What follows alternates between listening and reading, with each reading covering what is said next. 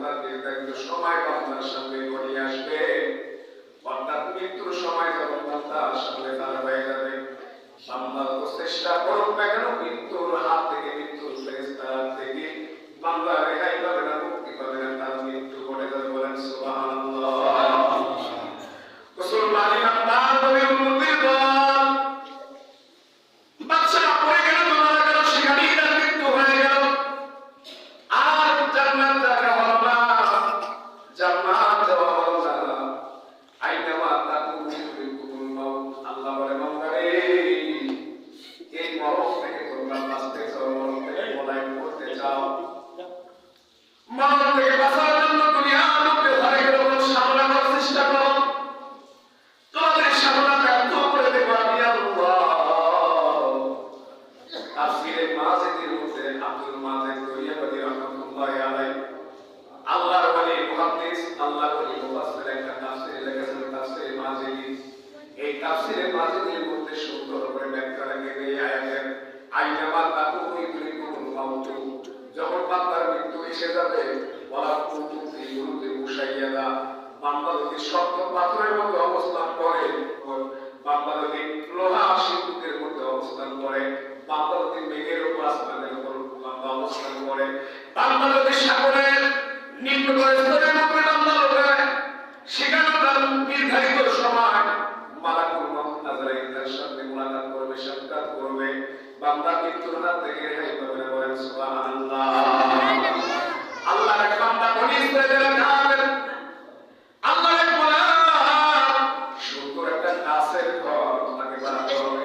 বললাম সেখান থেকে অন্য দেশে গিয়ে বিশাল বড় ব্যবসায়ী হয়ে গেছে, টাকা পয়সার অভাব নাই, টাকা পয়সা শ্রমিক দিয়া বিশাল বড় একটা সুন্দর ঘর মেরামত করে ফেললেন। ঘরের মধ্যে ওই নববধূকে ঢুকাইছেন, ঘরের মধ্যে এখন তাদের বান্ধবরা। এক পর্যায়ে স্বামী স্ত্রীর দেখা সাক্ষাৎ হয়ে গেল। এবার স্বামী ডাক দিয়ে বলে, ও বিবি আমার, তোমার পেটের মধ্যে দাগটা কিসের? বলতে দাদা দাগ দেখা যায়।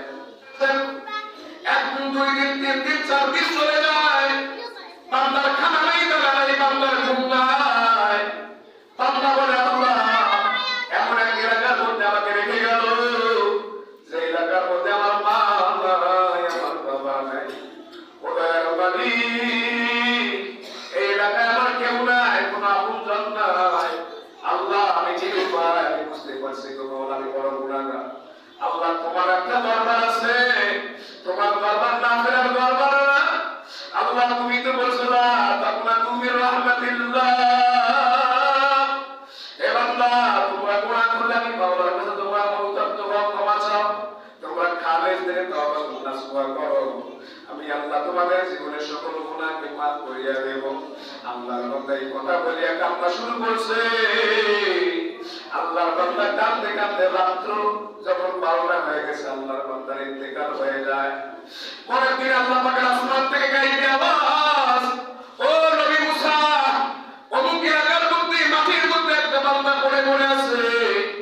পয়গম্বর মুসা গো, আপনি তাদেরকে আলাপ দিয়ে দেন, বাইকিং করে দেন।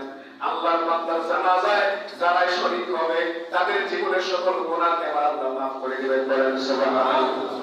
এবার নবী মুসার সঙ্গে আল্লাহ পাকের সম্পর্ক শুরু হয়ে গেল। পয়গম্বর মুসা সকল মানুষগুলোকে নিয়ে ওই মাঠের মধ্যে চলে যায়। যাওয়ার পর দেখে আল্লাহর বান্দা পড়ে আছে।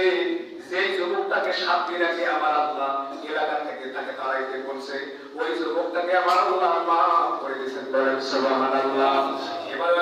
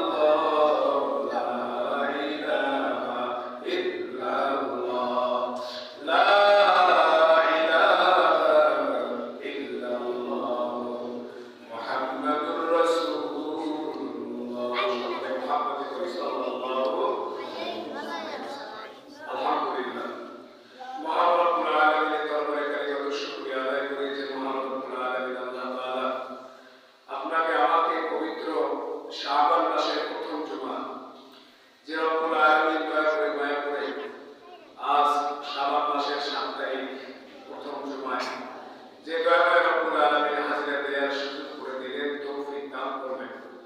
দয়া করে রব্বুল কারীমের দরবারে কালিমাত শুকর গুজার হয়ে জবান ছেড়ে দিয়ে সকলে বলি আলহামদুলিল্লাহ। লক্ষ কোটি দরুদ ও সালাম নাযিল হোক সেই নবীর উপর যিনি ছিলেন ইমামুল মুরসালিন, শাফিউল মুজলিমিন, খাতামুন নবিয়্যিন, রাহমাতাল লিল আলামিন, উম্মতের দরদি, উম্মতের শাফাতের কান্ডারি নবী, বিশ্ব নবী, বিশ্ব নেতা জনাবে হযরত মুহাম্মদুর রাসূলুল্লাহ সকলে বলি সাল্লাল্লাহু আলাইহি ওয়াসাল্লাম।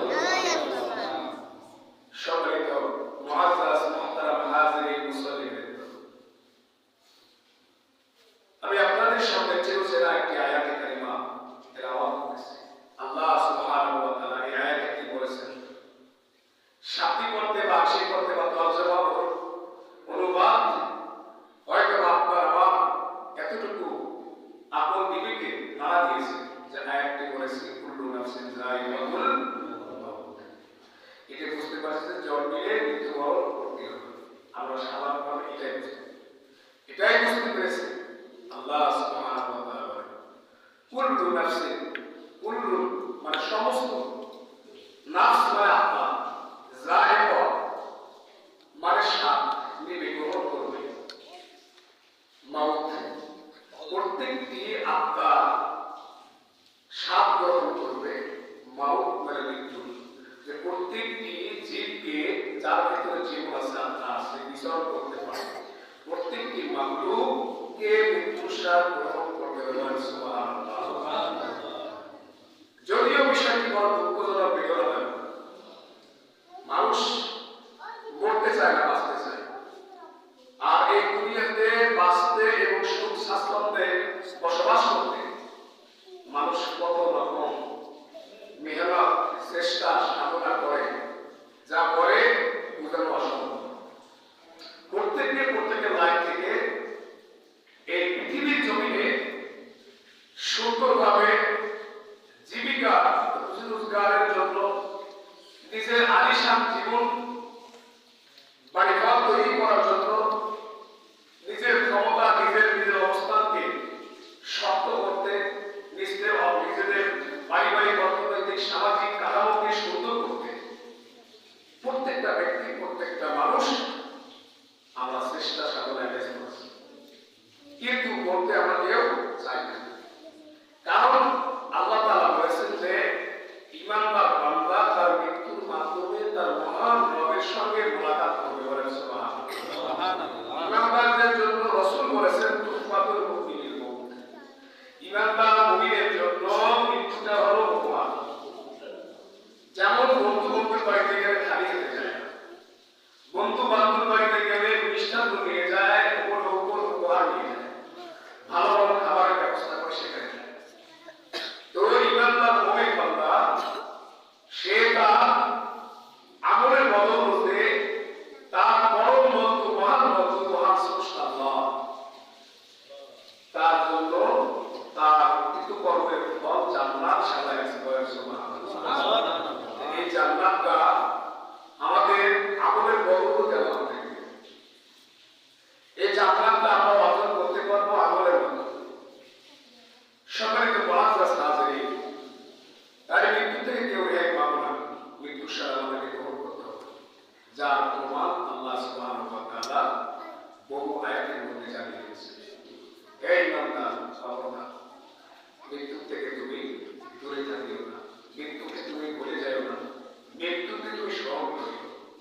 মহানবী সাল্লাল্লাহু আলাইহি ওয়াসাল্লাম হাদিসের মধ্যে বলেন, একজন ঈমানদার মুমিন বান্দার দৈনন্দিন একজন মুমিন 20 বার মৃত্যুকে ইখলাসের সাথে স্মরণ করে, ইয়াকিনের সাথে স্মরণ করে, তো আল্লাহ সুবহানাহু ওয়া তাআলা ওই ব্যক্তিকে শহীদি মর্যাদা না দিয়ে তার মৃত্যু দিবেন না। বলেন সুবহানাল্লাহ। অর্থাৎ দৈনন্দিন 20 বার মৃত্যু বরণকে যদি আমরা মুরাকাবার সাথে একা একা চক্ষু থেকে বন্ধ করে আমরা যে কোনো সময় বিছানায় শুয়ে আছি, বসে আছি, একটু স্মরণ করি, তো দেখা যাবে শয়তানের ধোঁকা থেকে বান্দাকে আল্লাহ তাআলা রক্ষা করবেন এবং বান্দাকে আল্লাহ সুবহানাহু ওয়া তাআলা আখিরাতের সুখ স্বাচ্ছন্দ্যময় জীবন দান করবেন। সুবহানাল্লাহ। অর্থাৎ বান্দার জন্য তার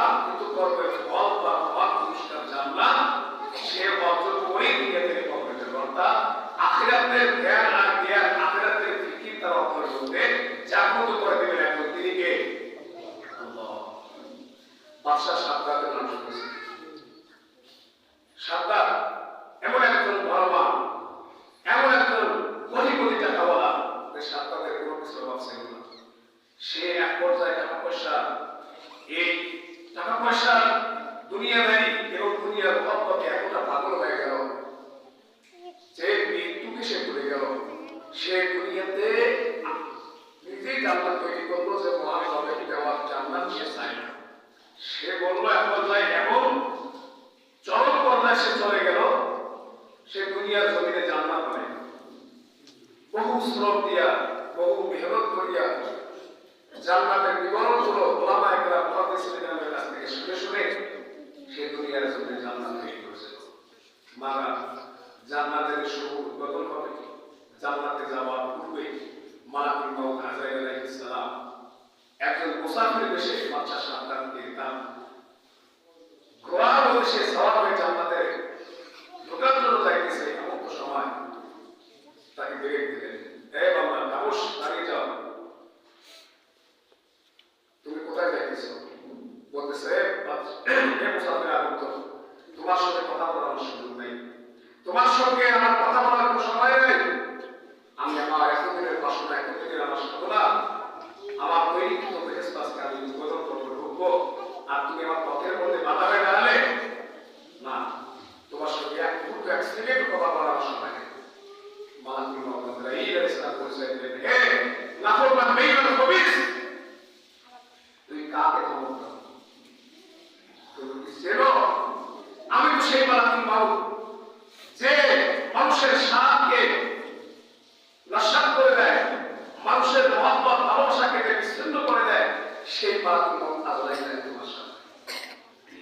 আজরাইল বড় জোর করে বলছে, ভাই আপনি আমাকে আমার অস্থাবর সম্পত্তি আছে, সমস্ত তোমার নামে, শুধু আমাকে একটা বলো, আমার এতদিনের সামনে কিন্তু জান্নাত আমাকে করতে দাও।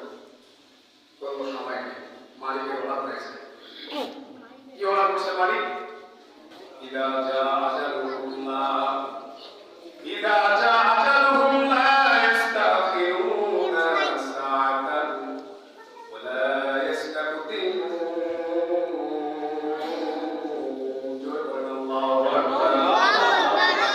আল্লাহ রাব্বুল আলামিন জানিয়ে দেয়, হে পয়গম্বর, ও মায়ের নবী আমার, আপনি জানেন ইদা জালাকুম আসবে, লা ইস্তাখিরুনা সাআতান, ওই সময়, লা ইস্তাকদিমুন, যখন তার নির্ধারিত সময় বান্দার সামনে গড়িয়ে আসবে, অর্থাৎ মৃত্যুর সময় যখন বান্দার সামনে দাঁড়া হয়ে যাবে, বান্দা তো চেষ্টা করুক না কেন, মৃত্যুর হাত থেকে, মৃত্যুর ফেরেশতার থেকে বান্দা রেহাই পাবে না, মুক্তি পাবে না, তার মৃত্যু ঘটে যাবে। বলেন সুবহানাল্লাহ। মুসলমান ইমানদার নবীর উম্মতের দল, বাদশা পড়ে গেল, মারা গেল, সেখানেই তার মৃত্যু হয়ে গেল, আর জান্নাত দেখা হলো না, জান্নাত যাওয়া হলো না। আইনামা তাকুনু ইউদরিকুমুল মাউত, আল্লাহ বলে, বান্দারে এই মরণ থেকে তোমরা বাঁচতে চাও, মরণ থেকে পলায়ন করতে চাও, মরণ থেকে বাঁচার জন্য দুনিয়ার মধ্যে ঘরে গেলে সাধনা করার চেষ্টা করো, তোমাদের সাধনা ব্যর্থ করে দেবো আমি আল্লাহ। তাফসীরে মাজিদের মধ্যে আব্দুল মাজিদ দরিয়াবাদী রাহমাতুল্লাহি আলাইহি, আল্লাহর ওলি মুহাদ্দিস, আল্লাহর ওলি মুফাসসির, একটা তাফসীর লিখেছেন তাফসীরে মাজিদি।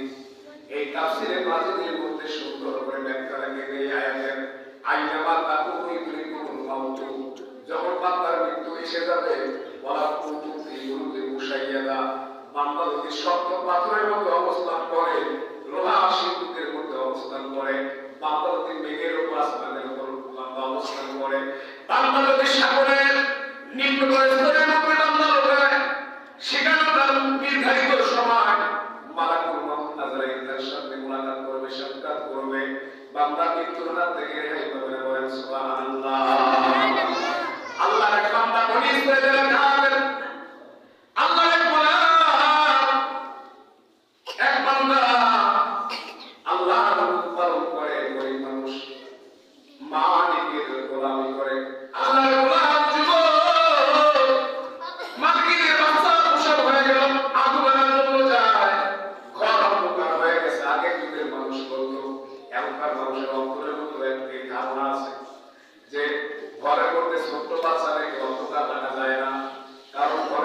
শয়তান থেকে খবিশ শয়তান খবিশ দিন এসে সন্তানকে কাদায় সন্তানকে অত্যাচার করে। এটা বর্তমান আমাদের সমাজের মধ্যে আছে কি আছে না? এই ধারণা স্বাভাবিক। মার্কেটে ব্যবসা প্রসার হয়ে গেল, কোরআন একবার দুইবার করে এক দুইবার তিনবার চারবার পার হয় আগুনের সন্ধানে ছুটছে। এমন সময় আল্লাহর এক বান্দা চেহারা দেখতে খুব সুন্দর, খুব জলদি সন্তাই গেছে, খুব চলতেছে, চেহারা উজ্জ্বল করে চলতেছে। আল্লাহর এক বান্দা আমের দরবেশ, চেহারাটা খুব সুন্দর। আল্লাহর বান্দা এই যুবক এবার ওই চেহারার দিকে তাকালেন, তাকে সালাম দিয়ে দিলেন, বললেন আল্লাহর গোলাম তোমার মালকিন কি মাসা পোশাক করছে? হ্যাঁ, আপনি কেমন করে জানলেন? যে পরে তোমাকে বলবো। তোমার যে মালকিন মাসা পোশাক করেছে, এই মাসাটাই সন্তানটাই শিশুটা সে যখন প্রাপ্তবয়স্ক হয়ে যাবে, পূর্ণ বয়সে যখন সে পৌঁছে যাবে, সে 100 যুবকের চরিত্র হরণ করবে। বলেন নাউজুবিল্লাহ। মাসা ধর্ম গ্রহণ করেছেন সেই পার্সনকে 100 যুবকের চরিত্র নষ্ট করে ফেলবে। আল্লাহর বান্দা এবার আর আবু বললেন না, এই মেয়েটা একটা জিনাকারী মেয়ে হবে, আমি কেন তাকে বাঁচাবো, কেন তার জন্য আমি নিয়ে আসবো? যুবক আর কোনো বললেন না, সঙ্গে সঙ্গে বাড়ির মধ্যে চলে গেল। যাওয়ার পর রান্নাঘর থেকে একটা চাকু বাড়ি করলেন, চাকুটা হাতে নিয়ে মালিকের ডাকতে বলেছে আগুন আনছো? হ্যাঁ, আগুনের ব্যবস্থা করেছি। এই কথা বলে নবজাতক কন্যা সন্তান তার পেটের মধ্যে চাকু দিয়ে আঘাত করলেন। আঘাত করে চলে গেলেন। যুবক দৌড় দিয়ে দেশ থেকে দেশান্তরে চলে গেল, সেই এলাকা ছেড়ে অন্য এলাকায় চলে গেল। আল্লাহ এবার মহিলাটা বিপাকে পড়ে গেল, হায়রে আমি আমার চাকরকে বিশ্বাস করে আমি আবু বলার জন্য বললাম, আর চাকর আমার মেয়েটাকে হত্যা করার জন্য হত্যা করে ফেলল। সন্তানের পেটের মধ্যে হাত বলায় দিলেন, সঙ্গে সঙ্গে আল্লাহর বান্দি সুস্থ স্বাভাবিক হয়ে গেল। বলেন সুবহানাল্লাহ। মুসলমান ইমানদার, এই ঘটনা দিয়ে আপনাদেরকে কি বোঝাতে চাই? মরণ থেকে আমরা কেউ রক্ষা পাবো না। আর আল্লাহ যদি দুনিয়ার কোন মানুষের হায়াত রাখে, দুনিয়া কত কৌশল আছে, সকল কৌশল ব্যর্থ হয়ে যাবে। আল্লাহর কৌশলের কাছে বান্দার অবশিষ্ট কৌশল খালে না। কথা বলে ঠিক কিনা? মুসলমান আল্লাহর বান্দা, আল্লাহ নবী রাহমাতুল্লাহি আলাইহি বলেন যে যার যেখানে মৃত্যু আছে, শত বাধা দিলেও মৃত্যু থেকে কেউ মৃত্যুকে ঠেকাইতে পারবে না। মৃত্যু তার সামনে দণ্ডায়মান হয়ে যাবে, তার সঙ্গে মোলাকাত করবে। এই জন্য আমার আল্লাহ বলেন আইনামা তাকুনু ইদরিকুমুল মাউতু ওয়ালাউ কুনতুম ফি বুরুজিন মুশাইয়াদা। মরণ থেকে যতই পালাও, মরণ তোমায় লইবে ঘিরি। যদিও শুধু আকাশ মানে লুকাও, সেটাই লাগিয়ে সিঁড়ি। নদী পথে নৌকা চালাও, ও মাঝি ভাই, বেলা ডুবার আগে আমি উপমা করতে চাই। ডুবে গেলে বেলা আর ওঠে না, ভেঙে গেলে বেলা আর জমে না। কথা বলে ঠিক কিনা? এজন্য মৃত্যু যখন এসে যাবে, মৃত্যু থেকে কেউ তার রেহাই পাবো না। যদি আমরা শক্ত লোহার মধ্যে অবস্থান করি, শক্ত পাথরের মধ্যে অবস্থান করি, সাগরের নিম্ন দেশের মধ্যে অবস্থান করি, আকাশের মধ্যে সিঁড়ি লাগাই আমরা উড়ায় থাকি, সেখানেও কিন্তু মৃত্যু আপনাকে পাকড়াও করবে। মৃত্যুর হাত থেকে আমরা কেউ রেহাই পাবো না। এজন্য আল্লাহর বান্দা, মরার জন্য আমাদের সকলকে প্রস্তুতি গ্রহণ করতে হবে। কখন জানি মালাকুল মউত এসে যায়, আপনি আর আমি তো জানি না কখন মৃত্যু আসবে। অনেক নামাজি আছে আমার বলি, হুজুর আমার 40 বছর হয়ে যাক তারপর নামাজ পড়বো, নাতিপুতি হয়ে যাক তারপর নামাজ পড়বো, আমার সন্তানের বিয়ে হয়ে যাক তারপর নামাজ পড়বো। ভাই আপনি তো জানি না কখন মৃত্যু আপনাকে পাকড়াও করবে, কখন মারা করলো আপনার বাড়ির সামনে দাঁড়িয়ে যাবে। আল্লাহর বান্দা, এজন্য জীবনের গুনাহগুলো আমরা ছেড়ে দেই। এই পবিত্র শাবান মাস, শবে বরাতের মাস, এই মাস বড় দামি মাস। আল্লাহ নবী সাল্লাল্লাহু আলাইহি ওয়াসাল্লাম বলেছেন, শাবান মাসে আল্লাহ তাআলা বান্দা বান্দিকে স্পেশাল কয়েকটা বরকতার রহমত দান করে। তার মধ্যে একটা স্পেশাল রহমত হলো আল্লাহ পাক বান্দাকে maaf করে দেওয়ার জন্য তোমার মানে সে বান্দার নাম করে থাকে। বলেন সুবহানাল্লাহ। এই মাসটা বড় দামি মাস। আল্লাহ বলে বান্দা, কুল ইয়া ইবাদি আল্লাযীনা আসরাফু আলা আনফুসিহিম, হে বান্দাদের বান্দা, তুমি গুনাহ করতে করতে পাহাড় পরিমাণ গুনাহ করে ফেলেছো, তোমার নফসের উপর জুলুম করেছো, লা তাকনাতু মির রাহমাতিল্লাহ। বান্দারে আমি আল্লাহর দরবার না ফেরার দরবার না, আমি আল্লাহর দরবার খালি হাতে ফিরে যাওয়ার দরবার না। বান্দা আমি আল্লাহর কাছে তোমরা চাইবে, আমি আল্লাহ তোমাদের চাওয়া চাইতে দেরি, আমি আল্লাহ তোমাদেরকে দিতে দেরি হবে না। বলেন সুবহানাল্লাহ। পয়গম্বর মুসা নবী তার একজন উম্মত আল্লাহর পর এমন কোন গুনাহ নাই বান্দা করে নাই, বান্দার গুনাহের কারণে এলাকার মানুষ অতিষ্ঠ হয়ে গেছে। পয়গম্বর মুসাকে ডাকতে বলে, পয়গম্বর মুসা এই বান্দাকে আমাদের সমাজ থেকে তাড়াইতে হবে, কারণ এর চাইতে বড় নাফরমান আর গুনাহগার এই সমাজের মধ্যে নাই। একে হাতে পায়ে দড়ি লাগাইয়া আপনি মাপের এক পাশে তাকে রেখে দিয়ে আসেন।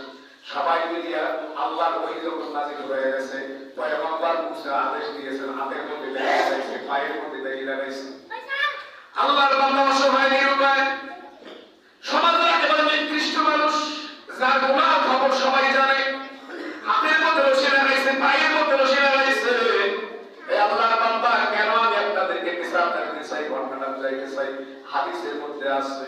আল্লাহর বান্দারা এবার পয়গম্বর মুসা আলাইহিস সালামের আদেশে বান্দাকে ঢাকা নির্জন নীরব জায়গায় রাখা হয়েছে, যে এলাকার মধ্যে কোনো মানুষ নাই, বাড়ি ঘর নাই, একটা ফাঁকা মরুভূমি। মরুভূমির মধ্যে আল্লাহর বান্দাকে ফেলে দিয়ে আসা হয়েছে। একদিন, দুই দিন, তিন দিন, 4 দিন চলে যায়, বান্দার খানা নাই, দানা নাই, বান্দার ঘুম নাই। বান্দা বলে, আল্লাহ এমন এক এলাকার মধ্যে আমাকে রেখে গেল, যে এলাকার মধ্যে আমার মা নাই, আমার বাবা নাই, ও দয়ার মালিক এই এলাকায় আমার কেউ নাই, কোনো আপনজন নাই। আল্লাহ আমি নিরুপায়, আমি বুঝতে পারছি গো মওলা আমি বড় গুনাহগার। আল্লাহ তোমার একটা দরবার আছে, তোমার দরবার না ফেরার দরবার না। আল্লাহ তুমি তো বলছো না তাকনাতু মির রাহমাতিল্লাহ। হে বান্দা তোমরা গুনাহ করলে আমি আল্লাহর কাছে তোমরা অনুতপ্ত হও, ক্ষমা চাও, তোমরা খালেস থেকে তওবা নাসুয়া করো, আমি আল্লাহ তোমাদের জীবনের সকল গুনাহকে মাফ করিয়া দেব। আল্লাহর বান্দা এই কথা বলিয়া কান্না শুরু করছে। আল্লাহর বান্দা কাঁদতে কাঁদতে রাত্র যখন 12টা হয়ে গেছে, আল্লাহর বান্দার ইন্তেকাল হয়ে যায়। পরের দিন আল্লাহ পাকের আসমান থেকে গাইবে আওয়াজ, ও নবী মুসা, অমুক এলাকার মধ্যে মাটির মধ্যে একটা বান্দা পড়ে আছে। পয়গম্বর মুসা গো আপনি তাদেরকে আলাপ দিয়ে দেন, বাইকিং করে দেন। আল্লাহর বান্দার জানাজায় যারা শরীক হবে তাদের জীবনের সকল গুনাহকে আল্লাহ মাফ করে দিবেন। বলেন সুবহানাল্লাহ। এবার নবী মুসার সঙ্গে আল্লাহ পাকের সম্পর্ক শুরু হয়ে গেল। পয়গম্বর মুসা সকল মানুষগুলোকে নিয়ে ওই মাঠের মধ্যে চলে যায়। যাওয়ার পর দেখে আল্লাহর বান্দা পড়ে আছে, যেই যুবকটাকে সাথে রেখে আমার আল্লাহ এলাকা থেকে তাকে তাড়াইতে বলছে, ওই যুবকটাকে আমার আল্লাহ মাফ করে দিয়েছেন। বলেন সুবহানাল্লাহ। এবার মুসা আলাইহিস সালাম একজন রাগী নবী ছিলেন, আল্লাহর সঙ্গে কথা বলনেওয়ালা নবী ছিলেন, যার নাম ছিল কালিমুল্লাহ, আল্লাহর সঙ্গে কথা বলনেওয়ালা পয়গম্বর। এবার আল্লাহর সঙ্গে জোর লাগাই দিয়েছে, হে মালিক তুমি কেন এই বান্দাকে মাফ করে দিলা? ও মাওলা তুমি কেন মাফ করলা? আমার মাওলা ডাক দিয়ে বলে, বান্দারে মুসা রে 100 ভাগ মায়া মায়ের মধ্যে দুনিয়ার সমস্ত মাখলুকাতের মধ্যে 1 ভাগ মায়া দিছি মায়ের অন্তরের মধ্যে। মা তার সন্তানের জন্য জীবন দিতে চায়, জন্মার একটা মা তার বাচ্চাকে অপর প্রাণীর হাতে ছেড়ে দিতে চায় না। মায়ের সন্তানের উপর একটা কত বড় মহাব্বত, আমি মাওলা পাকের 100 ভাগ মায়ার একটা অংশ। আর যে আল্লাহ আমি আমার কুদরতি হাতের মধ্যে 99 ভাগ মায়া করে রাখলাম, ও নবী মুসা গো আপনি জানেন সেই আল্লাহ আপনি 99 ভাগ মায়া, রাতের 12টায় যদি কোনো বান্দা আমার মাওলাকে আল্লাহ বলিয়া ডাকতে, আমার আল্লাহ বান্দাকে ক্ষমা না করে থাকতে পারেন না। বলেন সুবহানাল্লাহ। এজন্য ভাই আমরা সেই মালিকের কাছে আমরা অনুতপ্ত হই, আমরা কান্না করি, দোয়া করি, আমরা রব্বে কারীমের কাছে আমরা ক্ষমা চাই। আল্লাহ এই শাবান মাস বড় দামি মাস, গুনাহ মাফের মাস। তুমি তো বলেছো আলা বি মুস্তাগফিরিন ফাগফির আলা, আলা বি মুস্তাগফিরিন ফারসুকালা, আলা মুনকারান ফাওয়াজিলা, আলা কাযা হাত্তা রাকাতুল ফজর, তুমি তো এই শাবান মাসের 15 তারিখ দিবাগত রাতে ওয়াদা দিয়েছো যে বান্দারে তুমি পাহাড় পরিমাণ গুনাহ করো, বান্দা তুমি যত গুনাহ করেছো আমি মাওলার কাছে তুমি চাও, আমি মাওলা আমার দয়া দ্বারা তোমার গুনাহগুলো তুমি মাফ করে দিয়া নেকি দ্বারা দখল করতে বলে বলেন সুবহানাল্লাহ। এই জন্য মহান রব্বুল আলামিনের কাছে আমরা আমাদের কিছু বড় অন্যায় আমরা ক্ষমা চাইব, এবং যদি আমার হাতের দ্বারায় জবানের দ্বারায় কোন মানুষ আল্লাহর বান্দা যদি কষ্ট পায় আমরা তার কাছে ক্ষমা চাইব। যার মানুষকে কষ্ট দিয়ে আপনি জান্নাতে যেতে পারবেন, বান্দার হক ওকুল্লাহ কুতিবা, আল্লাহ বলেছে আমি আমার হক নাম দেব। তুমি নামাজ পড়ো নাই, আমি আল্লাহ কোন একটা আমলের দ্বারা মাফ দিতে পারি, কি তুমি রোজা করে আমি আল্লাহ মাফ করতে পারি, তুমি যাকাত দাও নাই আমি আল্লাহ কোন একটা আমলের কারণে মাফ করতে পারি, তুমি হজ করো নাই আমি আল্লাহ কোন একটা আমলের কারণে তোমাকে মাফ করতে পারি। কিন্তু বান্দা তুমি বান্দা হয়ে বান্দার জমিনে খেলছো, বান্দা হয়ে বান্দার জমিনকে তুমি জোর প্রভাব দেখায় তুমি দখল করছো, বান্দা হয়ে বান্দার হক নষ্ট করছো, বান্দা হয়ে বান্দার জমিনকে তুমি আত্মসাৎ করছো, বান্দা হয়ে বান্দার টাকা পয়সা জোর দেখায় তুমি খাইছো, বান্দাকে ঠকাইছো, ভাইকে ঠকাইছো, ভাতিজাকে ঠকাইছো, বোনকে ঠকাইছো, বান্দা হয়ে বান্দার হক নষ্ট করছো। আজ তোর ক্ষমা নাই, তোর স্থান ডাইরেক্ট জাহান্নাম। বান্দার হক নষ্ট করে আসলে এটা আল্লাহ মাফ করবেন না। আমরা তো অনেকে আপনি দেখেন, চিন্তা করে দেখেন কত মানুষকে আমরা কষ্ট দিয়েছি, কত মানুষের আমরা হক মেরে খাইতেছি, এটা দিন ধরে আমাদের রুটিন হয়ে গেছে। আমরা আল্লাহর কাছে তওবা ইস্তেগফার করি, তওবা করে নাসুহা করি, আল্লাহ সুবহানাহু ওয়া তাআলা